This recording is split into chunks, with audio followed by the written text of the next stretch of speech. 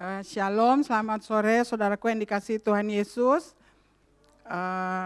Sore hari ini sebenarnya saya diminta sama si Natali untuk membawakan sharing sore hari ini. Sebenarnya sudah dari bulan lalu ya, tapi saya tidak, saya tolak dan kali ini saya pikir saya akan coba sama-sama sharing bersama untuk sore hari ini.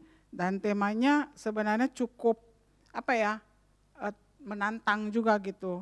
Judulnya self reflection, apakah aku bersyukur. Sebenarnya kalau renungan ini kalau bicara tentang refleksi diri apakah aku bersyukur, itu juga untuk saya sendiri, juga buat kita semua. Tapi sebelum kita masuk di dalam renungan kita sore hari ini, sharing kita mengenai dari firman Tuhan, saya mau ambil sedikit mengenai apa sih itu self reflection atau apa sih itu refleksi diri ya. Saya ambil secara umum aja. Refleksi diri itu kegiatan seseorang untuk memberikan waktunya, dia memberikan waktunya untuk dia memikirkan dan merenungkan untuk, dan dia merasakan dan sekaligus dia mengevaluasi dirinya gitu.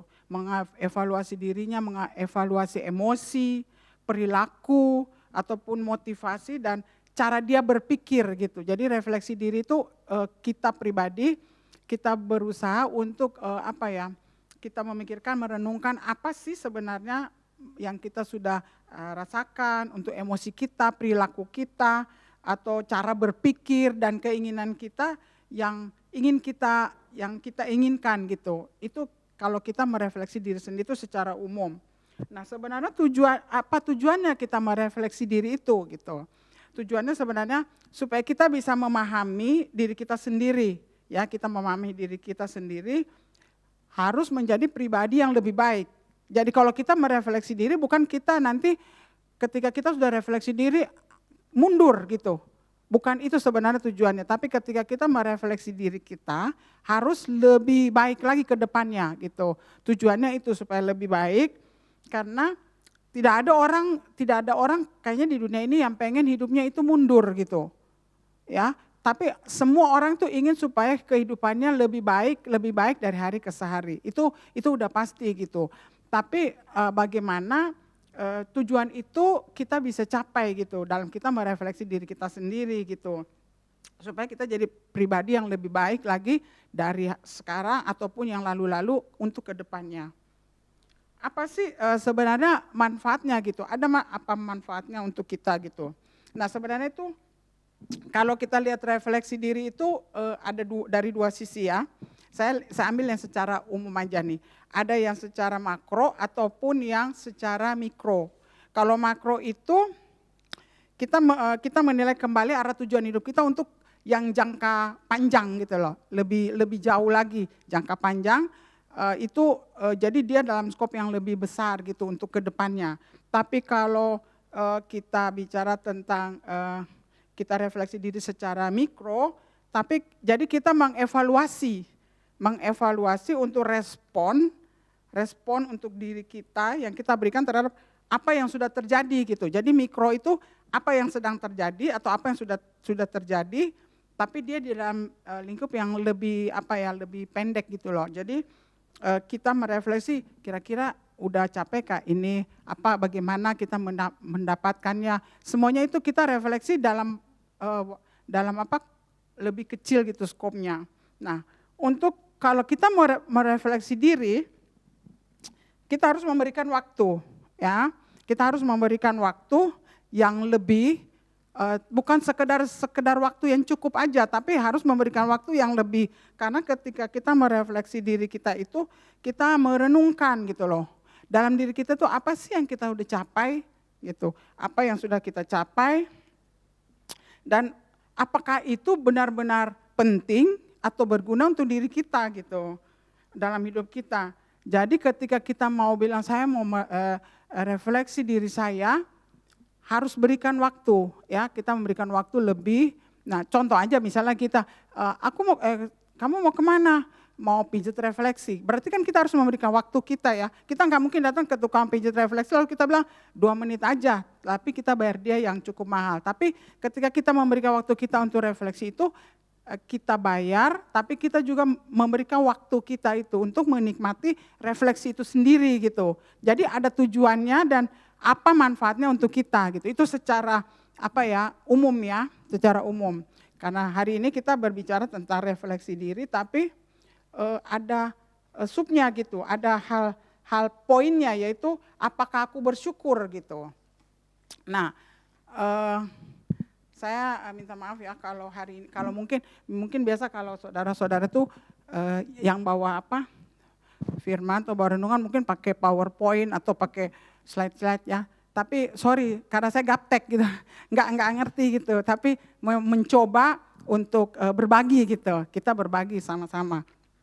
Nah, kalau sekarang saya mau masuk ke tema refleksi diri itu tentang apakah aku bersyukur gitu. Jadi ada 2 bagian nih refleksi diri ini, kita merefleksi diri kita untuk sesuatu yang kita kerjakan ataupun untuk kedepannya. Tapi dengan kata apakah aku bersyukur itu sebenarnya dia skopnya luas gitu. Nah kalau berbicara mengenai apakah aku bersyukur, masing-masing orang beda-beda. Ya kan, kayak tadi aja ditanya, kamu bersyukur karena apa? Ada yang bersyukur sehat, ada yang bersyukur masih bisa bangun, ada yang bersyukur masih bisa kesini, ada yang bersyukur nggak bekerja, ada yang bersyukur nggak ngantuk, macam-macam. Jadi bersyukur itu masing-masing orang tuh beda-beda, nggak ada. Mungkin dari sekian banyak, mungkin yang sama, mungkin sekecil gitu ya. Tapi itu semua tergantung dari persepsi atau pola pikir dari masing-masing orang ya untuk bersyukur itu sendiri. Karena rasa bersyukur itu macam-macam. Jadi ada orang yang bersyukur karena dia punya pekerjaan bagus, ada orang bersyukur karena punya rumah, ada yang bersyukur karena dalam pekerjaan dia punya fasilitas yang bagus, bisa kuliah juga di kampus yang bagus, di sekolah yang bagus, dan semua dapat misalnya dia bisa lulus dengan nilai yang bagus. Jadi bersyukur itu macam-macam orang. Cara berpikirnya, cara persepsinya dia tuh dari bersyukur itu sendiri beda-beda. Tapi kita lihat dalam hal ini semuanya dikaitkan dengan diri kita gitu. Ya, dikaitkan dengan diri kita. Aku bersyukur karena aku bisa begini, aku bersyukur karena begini gitu. Jadi dikaitkan dengan diri kita gitu, hal-hal yang baik untuk diri kita.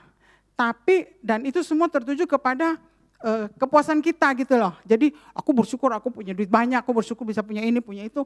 Jadi diri kita ya, itu bersyukur untuk dilihat dari sisi kacamata kita sebagai manusia gitu. Yang kita lakukan setiap hari. Karena semua kita rasakan, kita bisa rasakan itu. Kita bisa rasakan, kita bisa lakukan ya secara setiap hari gitu. Nah itu dia lebih kepada mikro ya. Jadi apa yang kita sedang rasakan, apa yang kita nikmati, apa yang kita kerjakan itu kepuasan itu gitu loh. Jadi kita bersyukur untuk hal itu. Tapi itu semua kita suka katakan aku bersyukur, tapi semua untuk hal yang baik, hal yang menyenangkan, hal yang pokoknya semua yang puaskan kita. Tapi pernah nggak sih kita bersyukur untuk sesuatu yang tidak mengenakan gitu loh. Kalau kita berbicara tentang bersyukur yang sekarang nih, misalnya gini, aku bersyukur aku punya rumah misalnya gitu ya. Berarti aku pegang nih, udah ada ya, di depan aku ataupun aku udah nikmati gitu. Tapi ketika bisa nggak kita bilang aku bersyukur untuk sesuatu yang aku rasakan nggak enak banget gitu di saat ini, bisa nggak? Jarang ya, jarang ya orang bisa mengatakan bahwa aku bersyukur bahwa aku kecelakaan. Ada nggak kayak gitu? Nggak ada. Tapi pernahkah kita berpikir bahwa misalnya kita bersyukur untuk satu hal kejadian yang terjadi di hidup kita yang nggak menyenangkan gitu loh, nggak enak banget, nggak menyenangkan, tapi itu Tuhan izinkan. Ini contoh kecil aja ya, misalnya gini, ada seorang dia mau berangkat nih, misalnya dia udah beli tiket, Dia udah beli tiket pesawat, dia mau berangkat ke satu kota tujuan.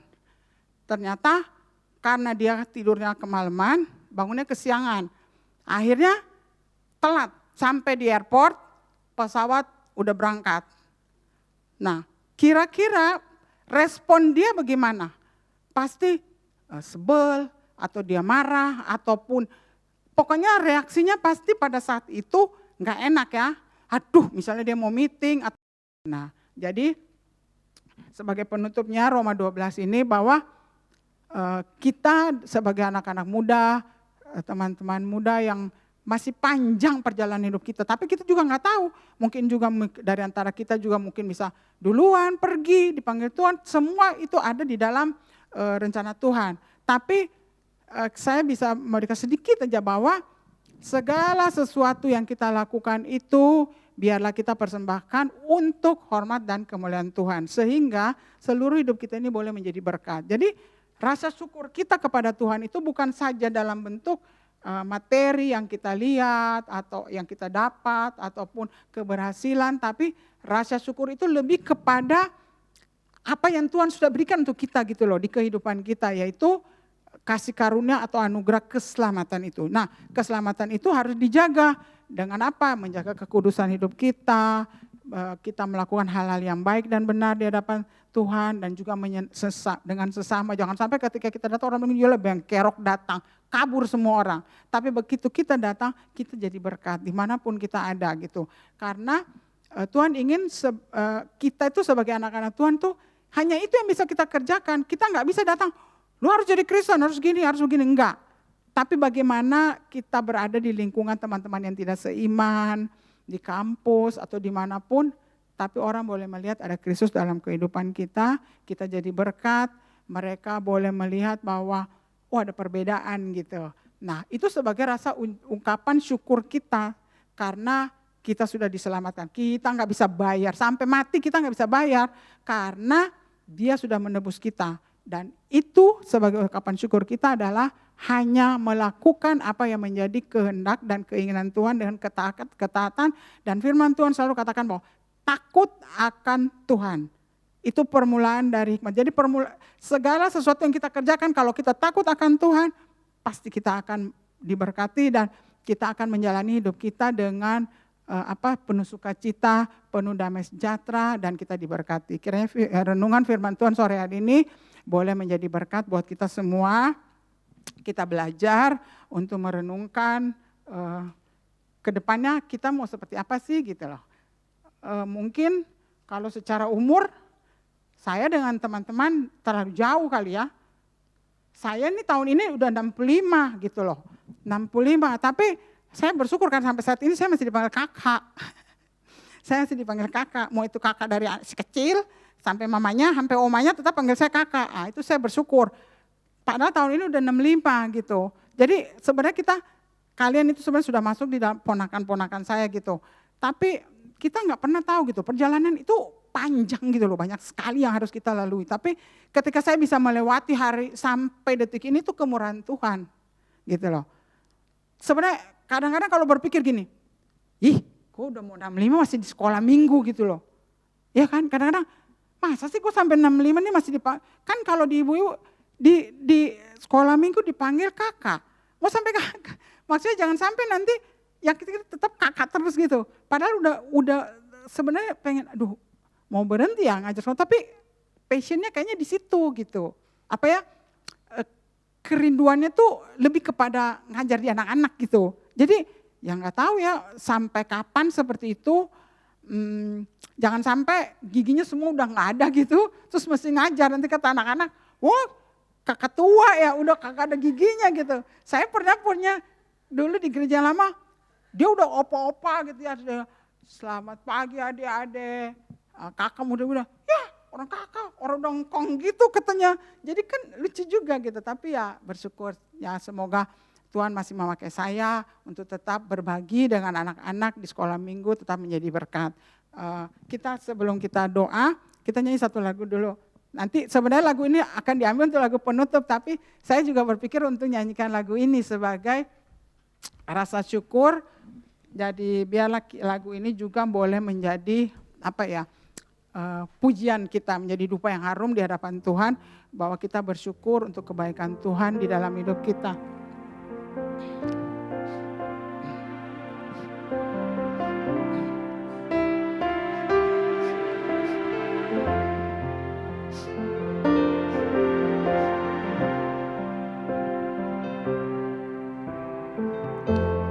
Banyak yang kau perbuat di dalam hidupku, rancangan indahmu terjadi di hidupku. Bapa yang mengerti segala yang ku perlu, kasih-Mu sempurna, nyata dalam hidupku.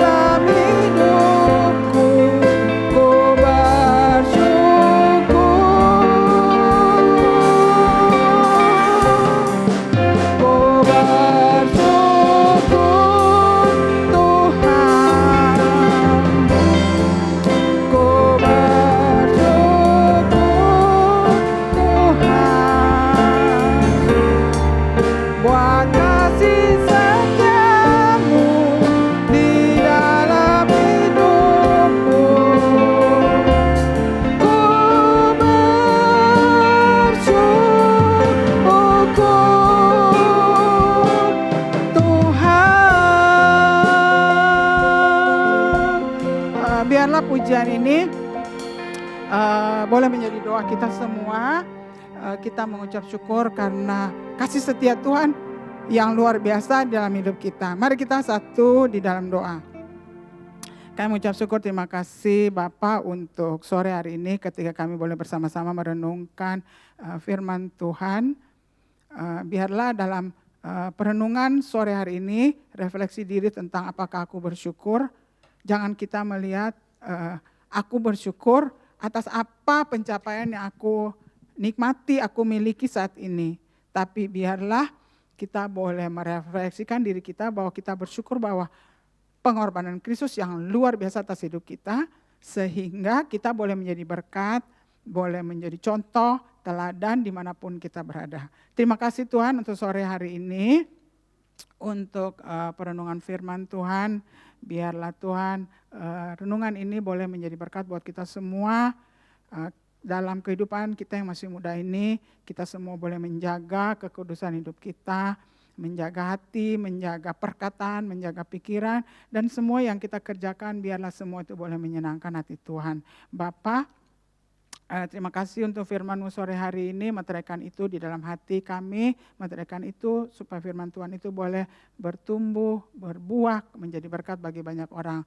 Bapak, sore hari ini aku mau berdoa juga untuk Kenan dan Citra yang Tuhan tambahkan usia mereka pada minggu yang lalu. Tuhan memberkati kehidupan mereka, buat Kenan dalam pekerjaan, dalam rumah tangga, berkati, dan biarlah senantiasa kehidupannya boleh menjadi berkat, dimanapun Tuhan pakai dia dalam pekerjaan, dalam pelayanan. Tuhan juga berkati istrinya, Fania, biarlah keluarga kecil ini boleh menjadi berkat, boleh menjadi contoh dan teladan bagi rekan-rekan muda yang ada di gereja. Terima kasih ya Bapak, kami berdoa biarlah Tuhan memberkati keluarga kecil ini Tuhan, dan apa yang menjadi keinginan mereka, Tuhan sendiri yang menjawab sesuai dengan waktu dan sesuai dengan waktu dan ketetapan Tuhan, dan itulah yang terbaik buat mereka. Terima kasih Bapak, berkati Citra juga di dalam kehidupannya, dalam kesehariannya, dalam pekerjaannya, terlebih untuk kesehatannya. Tuhan mau tolong, biarlah dalam kesehatannya ini Tuhan dia boleh belajar bahwa Tuhan tidak pernah meninggalkan dia, dan biarlah nanti Tuhan dengan obat atau apapun yang dia pakai Tuhan, biarlah Tuhan berkati untuk menjadi kesembuhan yang sempurna yang Tuhan berikan buat Citra. Serahkan saudara-saudara kita ini yang berulang tahun, Tuhan berkati di pertambahan usia mereka ke depan, dan senantiasa diberikan hikmat marifat yang dari Tuhan untuk menjadi perpanjangan tangan Tuhan di dalam kehidupan mereka. Terima kasih Bapa, ini doa kami dalam nama Tuhan Yesus, kami berdoa mengucap syukur. Amin.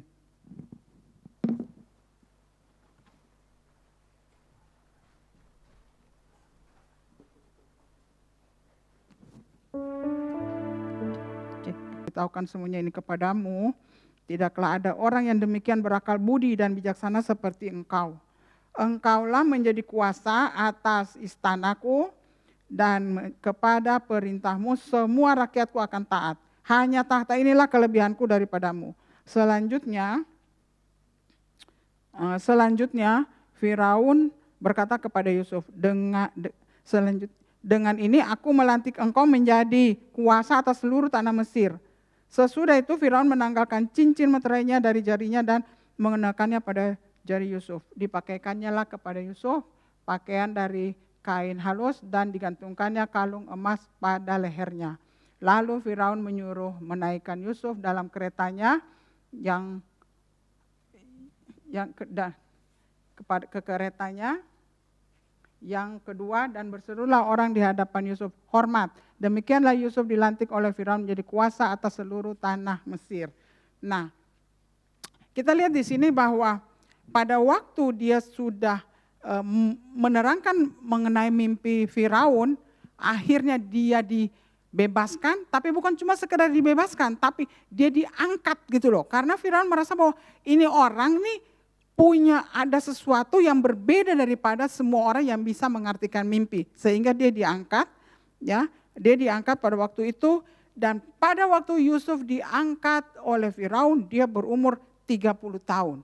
Jadi saudara bisa bayangkan dari umur 17 baru terkejadian yang benar-benar dia diangkat itu umur 30.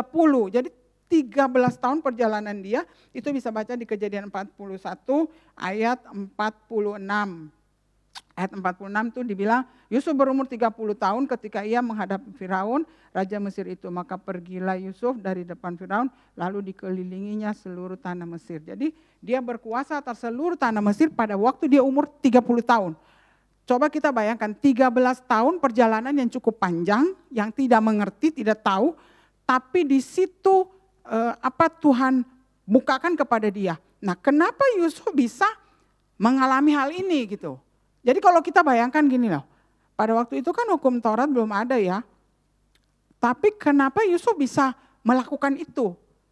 Ada ketaatan dan takut akan Tuhan. Jadi semua yang dia kerjakan itu karena taat dan juga takut akan Tuhan. Nah, ketika dia takut akan Tuhan, semua yang dia lakukan itu baik dan benar. Sehingga membuat dia diberkati Tuhan luar biasa.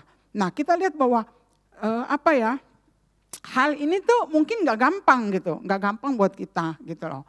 Nah, tapi pada waktu itu Yusuf belum mengatakan bahwa dia bersyukur nih karena dia udah diangkat jadi atas menguasai seluruh isi istana, apapun yang semua yang Firaun kerjakan.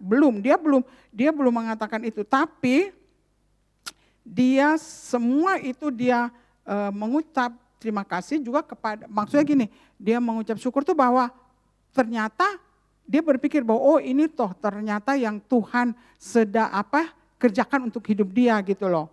Nah, coba kalau kita baca di dalam Kejadian 50 ayat Kejadian 50 ayat 19 sampai 21 bilang gini. Tapi Yusuf berkata kepada mereka, jadi dia berkata kepada saudara-saudaranya nih, janganlah takut sebab aku inikah pengganti Allah. Memang kamu mereka-rekakan yang jahat terhadap aku, Tetapi Allah telah mereka-rekanya untuk kebaikan dengan maksud melakukan seperti yang terjadi sekarang ini, yakni memelihara hidup suatu bangsa yang besar. Jadi janganlah takut, aku akan menanggung makanmu dan makan anak-anakmu juga. Demikian ia menghibur mereka dan menenangkan hati mereka dengan perkataannya.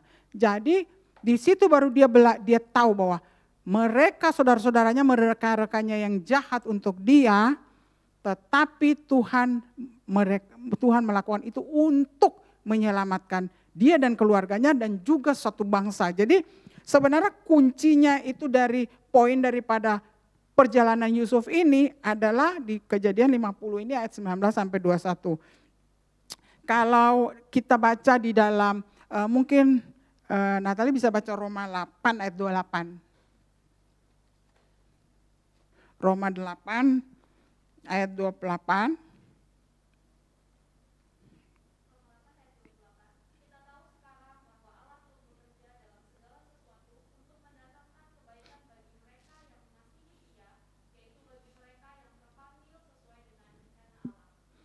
Jadi di sini kita lihat bahwa Yusuf itu memang dipanggil sesuai dengan rencana Allah, ya. Walaupun perjalanan hidupnya itu sangat tidak mengenakan, tapi itu perjalanan itu yang memang sudah dipilih oleh Allah Yusuf ini untuk menyelamatkan keluarganya dan juga suatu bangsa. Yang nanti kita lihat ke depannya apa gitu loh. Maksudnya kejadian ini sampai pada untuk kita itu apa gitu loh yang kita ingin katakan sebagai rasa syukur kita kepada Tuhan gitu. Nah, sekarang saya ingin bawa untuk diri kita nih, ya. Tadi firman Tuhan tentang Yusuf ini yang dia dipakai untuk satu perjalanan yang panjang, ya, untuk refleksi diri dia secara makro keseluruhan sampai mencapai titik di mana ini toh yang Tuhan mau atas hidup Yusuf. Nah, sekarang saya ingin bawa untuk kita sendiri pribadi-pribadi ini, refleksi diri kita sendiri nih. Kita hidup ini sekarang ini sebenarnya bukan untuk diri kita sendiri gitu. Bukan untuk diri kita sendiri dalam arti pencapaian yang kita dapat ini itu hanya bonus. Ya, bonus dari misalnya kita kerja keras, apapun yang misalnya kita kerjakan dengan baik, taat, kita di kantor, kita bekerja dengan baik, semuanya kita kerjakan, itu kita dapat bonus. Tapi bagaimana kita merespon yang sebenarnya lebih penting daripada untuk kita merefleksi diri itu respon kita terhadap cinta kasih Tuhan. Ya, cinta kasih Tuhan atau cinta kasih Allah kepada diri kita gitu. Nah, Tuhan Allah itu begitu mencintai, mengasihi kita sehingga dia mau memberikan Yesus untuk menebus dosa kita gitu loh. Jadi itu sebenarnya rasa syukur itu melebihi dari segala-galanya gitu. Ketika Tuhan mau mati untuk kita, Yesus mau mati untuk menebus dosa kita, rasa syukur kita itu bukan pada hal-hal yang bersifat sementara gitu loh, bukan hanya buat hal-hal yang bersifat sementara, yang duniawi gitu loh, yang apa yang aku dapat, yang ada sekarang, yang gini-gini, aku punya ini, aku bisa begini-gini, itu semua itu fana. Jadi ketika kita nanti dipanggil Tuhan, kita mati, kita tidak membawa apa-apa gitu loh. Jadi tujuan daripada sebenarnya refleksi diri kita itu dengan apa yang Tuhan berikan untuk kita, lebih kepada kekekalan. Ya, kekekalan, yaitu keselamatan yang Allah berikan kepada kita lewat Kristus, lewat kematian Kristus di kayu salib, itu bukan hanya di situ saja untuk diri kita gitu loh. Jadi Tuhan udah mati untuk aku terima Yesus, titik. Aku duduk diam menikmati itu. Enggak sampai di situ. Tapi Tuhan mau supaya rasa syukur kita itu yang kita terima dari Tuhan itu apa yang harus kita kerjakan gitu loh. Nah, kalau Yusuf dipakai Tuhan untuk menyelamatkan keluarganya dan bangsa Mesir dari kelaparan yang dahsyat, maka kita juga Tuhan ingin pakai kita untuk memperkenalkan siapa sih Yesus itu.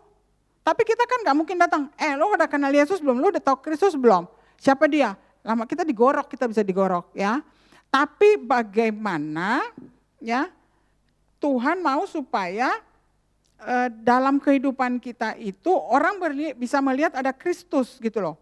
Orang bisa melihat ada Kristus dalam kehidupan kita. Lewat apa? perilaku kita, lewat pergaulan, lewat perkataan, lewat apapun yang kita kerjakan sehari-hari. Ya, mungkin coba satu orang mungkin bisa baca, Citra baca deh, Kolose 3 ayat 22 dan 23.